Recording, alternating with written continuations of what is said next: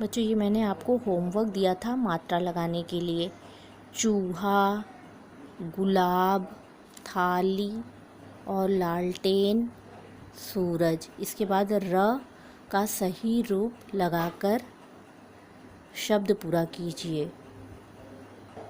Truck, drum, ड के नीचे र लगाया ड्रम। सर्प, उड़ता हुआ र, प के ऊपर सर्प। वर्षा। और ये मैंने होमवर्क दिया था स्वर व्यंजन और संयुक्त व्यंजन छांट कर लिखिए। इसमें स्वर है बड़ा, छोटा ऊ, बड़ी ई और ओ। व्यंजन है क, ज, ल, प और त। संयुक्त व्यंजन है छ और ज्ञ। अब हमारा आता है पाठ 3 शब्द। पाठ 3 शब्द। बच्चों, ये कुछ चित्र दिए गए हैं। कुछ वर्णों को इन चित्रों के ये शब्द वर्ण लगा जोड़कर 3 वर्णों को मिलाकर 2 या 2 से अधिक वर्णों को मिलाकर इन चित्रों के नाम दिए गए हैं। जैसे सड़क, गिलास, मुकुट, बाजार। बाजार। अगर इस बाजार को बदल दिया जाए, इन वर्णों का क्रम बदल दिया जाए तो र जा बा, रजाबा। इस शब्द का कोई अर्थ नहीं है। बाजार शब्द सार्थक है और रजाबा शब्द निरर्थक है।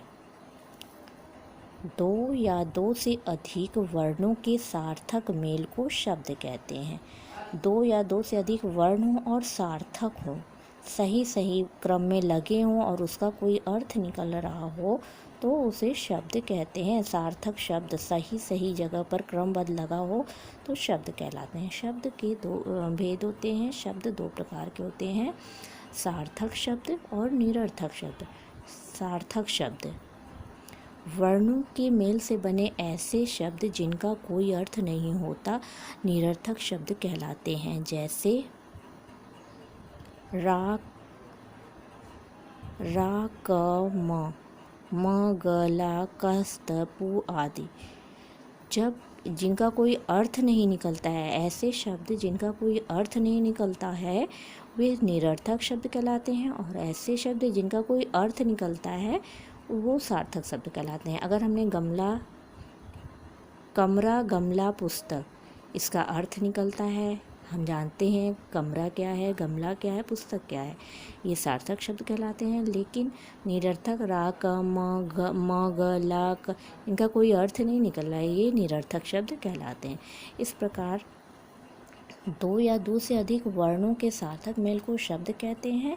शब्द के 2 भेद होते हैं, सार्थक शब्द और निरर्थक शब्द। सार्थक शब्द जिसका कोई ना कोई अर्थ होता है और निरर्थक शब्द जिसका कोई अर्थ नहीं होता है।